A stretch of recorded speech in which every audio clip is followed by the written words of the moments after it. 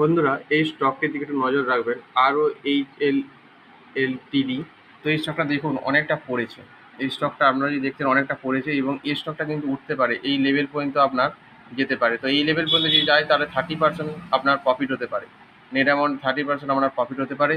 এবং এই স্টকটি খুব ভালো স্টক। আমরা যদি দেখি এখানেও অন্য চার্ট যদি দেখি, এখানে লেভেলে ঠেসেছে, এখান পর্যন্ত উঠবে 30% 40% আমরা রাখতে পারেন। 1 বছরের মধ্যে স্টকটি নিতে হবে। এবং এটার প্রফিট এবং লস যদি আমরা দেখি, এখানে নেট পেছনে গিয়ে প্রফিট পেছনে যদি আমরা দেখি, এখানে মাইনাস দেখুন, -9, মাইনাস পেছনে গিয়ে 14, -7, -4, -5, -2, 13 এরকম বাড়তে শুরু করেছে। এখন এই পজিশনে আছে পেছনে গিয়ে 51। তাহলে স্টকটা খুব ভালো স্টক। এবং এর যদি ইনভেস্টার আমরা দেখি, তাহলে ইনভেস্টার আমরা দেখুন এখানে রয়েছে প্রোমোটার, এফআইডিআই, পাবলিক।